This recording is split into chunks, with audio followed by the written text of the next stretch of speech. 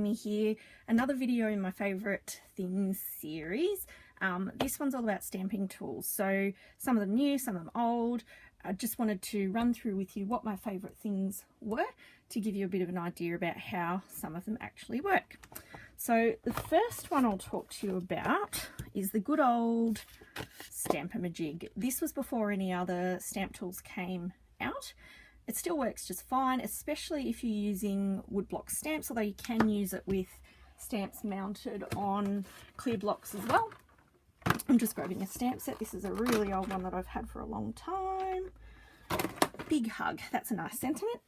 So what this is a T-shaped plastic tool with a non-slip base.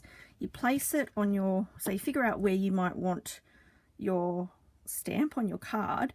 With these, you can't see through them, so wherever you stamp, you're kind of guessing depending on how the stamp was adhered to the block. So what you can do, let me just grab an ink that will be easy for you to see. I'll just grab a Stampin' Up chocolate chip ink. This is one of the older pads. So if you want it particularly straight, oh look, my stamp's not straight. So what you can do is line up your plastic right into your corner, stamp onto your plastic, then you can see through it. So I might want to have this exactly straight in the middle of my card, and if I put this here and remove the stamped piece, ink it up, stamp it down, I know exactly where it's going to stamp. So that's one way of using a stamp tool. So that's the Stampin' Amajig. So if you don't have or can't afford a Misti or the like, that one's still available and it wasn't very expensive, so that's that. This dried up thing is another stamp tool. This is fairly new and I love it. It's the best thing ever. This is just some water. So what this is a lawn fawn stamp chamois. It is sort of really basically a car chamois that's meant for cleaning your stamps. So what you do is just wet it down. I'm doing this so you can see what it was like when it was dry. Ideally you'd run it under a tap and squeeze it out. But as you apply water, it's getting everywhere, it dampens down the chamois. And what you do is clean your stamp with it. That's just plain water, nothing else. And it takes ink off amazingly. Like, look how clean that is. It's incredible. I love this stamp chamois. Plenty of places you can get it, but I also know people who, you can see how used this one is, but this was given to me as a gift from my lovely friend Renee. But there's plenty of places you can get a car chamois and cut it up, and you get tons of these out of a big car chamois. So highly recommend a chamois and just water to clean your stamps. It's not going to damage anything either, which is a plus. I should probably clean this off too while I'm at it, so it gets all the ink off. Easy peasy, lemon squeezy. So that's that. The other way I've been cleaning my stamps for a very long time is the Stampin' Up Stampin' Scrub. I know other brands make them as well. This is a folder, I guess you'd call it, with two different sides. One is for wet and one is for dry, and it does have, I don't think the camera's going to pick this up, but it does have symbols for wet and dry in the corners here. But all you do is spray one side for wet with your stamp cleaner. I like Hero Arts Ultra Clean. Stampin' Up make it. Heaps of different people make stamp cleaner. I just think this one gets it really clean, doesn't damage your pads. This is one of my favourites. So all you do is spray it, assuming this was dirty with ink. You rub it on the wet side, rub it on the dry side, and it's really super clean. Now sometimes if your stamp is stained, I will do this anyway just to get it super clean. Because sometimes the water won't take off different kinds of ink, the more permanent sort of ones. So that one is a really good option for you as well. And what you can do with these when they get gross and dirty, just take them out. They're just held in by little clips. Just soap and water will clean them, warm water. Not hot, you don't want to warp your plates. I have heard of people putting them in the dishwasher. I don't know that I'd do that. I think it would warp. They're just thinnish sort of plastic, so I'm not sure I'd recommend doing that, but that's really good tool. I do like it a lot. In terms of cleaning as well, I usually just have like a microfiber cloth if I need to wipe anything over. It's handy for that. And the other good old faithful baby wipes. I just keep mine in a big container. I don't actually use Huggies baby wipes. I just use the Coles branded ones. They fit in here just fine. I get the no fragrance ones. A lot of people use the ones from Costco. I think the brand is Kirkland. Baby wipes are handy to have even if you don't clean your stamps with them, because there's always messes, right? So ever since I had my daughter 12 years ago, baby wipes are a staple in my house. So I highly recommend you get and have some baby wipes on hand. Another stamping tool that I have and that I've used for many years is the Fiskars stamp press. This is quite big.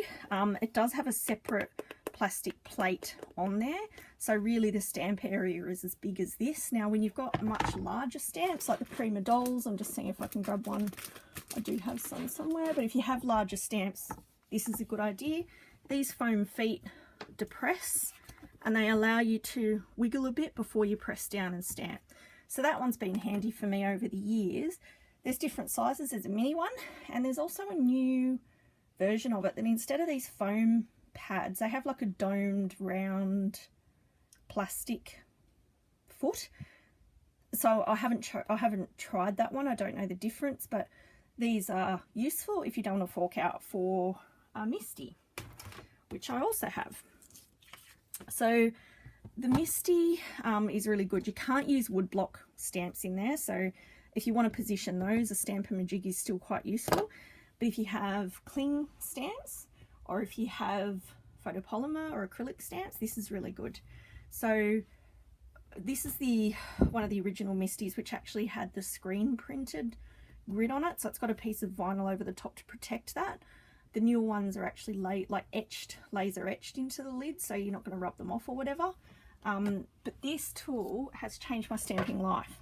When you get it, they recommend you use this Novus plastic cleaner because it won't damage the plastic. So probably best not to use baby wipes or other stamp cleaners on the actual product. Use what they recommend. I mean, I've had this for ages and there's still heaps in there, so it lasts quite a while. There's tons of videos on the Misti.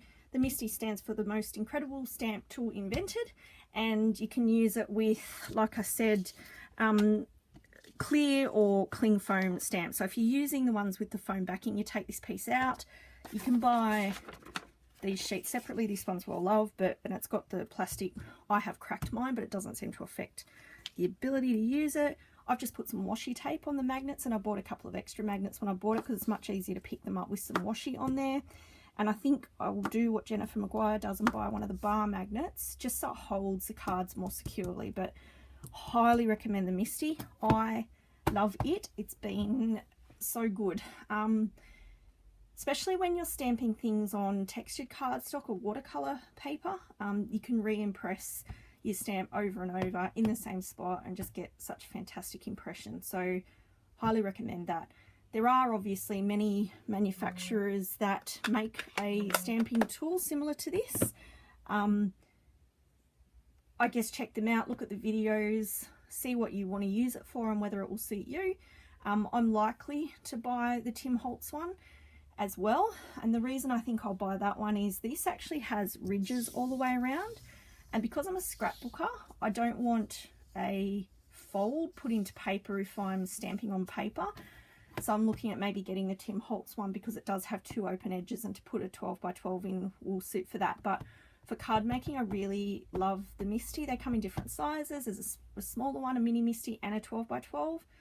I could get the 12 by 12, but to get it to Australia and shipping, it's really expensive. This one cost me over $100, so I don't necessarily want to pay more than that to get the bigger one. And if I can get the Tim Holtz platform here in Australia, I think I'll do that. So there is one more thing I want to share with you. This stamping mat. This is, I think the brand was Doris. It's huge. You could probably cut it down, although I've never bothered. You can use a mouse pad for the same thing as well. All it does is provide a cushy platform so that when you're stamping, the impression is easier to get a full non-broken impression. So if you're having trouble stamping, consider investing in a stamping mat. Various people sell them. I got this one at Riot Art and Craft in Australia. I think Stampin' Up sells them. You can get them so many places, but like I said, a mouse pad will probably work just as well. So if you're having trouble stamping one of these, it's useful to help you too. Bye!